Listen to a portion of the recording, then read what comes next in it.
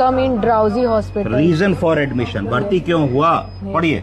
Patient came in drowsy hospital. Referral from outside. Patient came drowsy in the hospital, जब अस्पताल में आए तो गफलत में थे, चैतन्यता बराबर नहीं थी।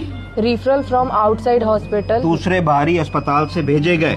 With diagnosis septic shock with modes.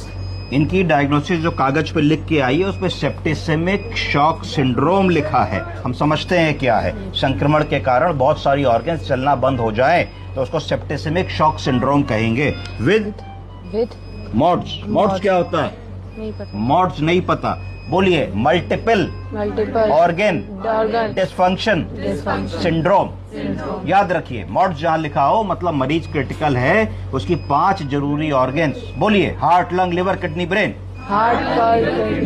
ने काम करना कुछ ना कुछ कम या गड़बड़ कर दिया है तो उसको मॉड्स कह दोगे। मल्टीपल ऑर्गन डिसफंक्शन सिंड्रोम, एक से ज्यादा या 2 से ज्यादा ऑर्गन्स इन्वॉल्व हो गई हैं हमारे मरीज की।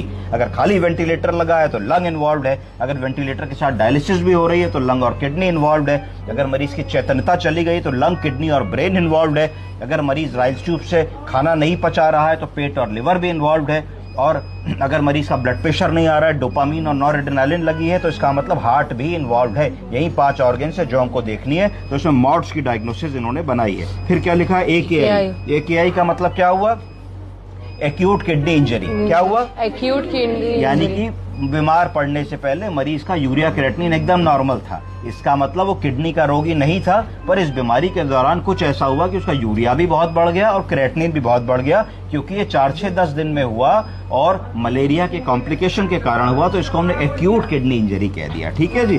फिर क्या लिखा है, cardiac dysfunction. Cardiac dysfunction, heart भी ठीक से काम नहीं कर रहा है, इजेक्शन फ्रैक्शन कम हो गया है, हार्ट की पंपिंग गड़बड़ है, हार्ट में एरिथमियाज हो रहे हैं, तो हार्ट की भी स्थिति बहुत अच्छी नहीं है। विद ARDS का मतलब हुआ, क्या हुआ, acute respiratory distress syndrome, acute respiratory distress syndrome.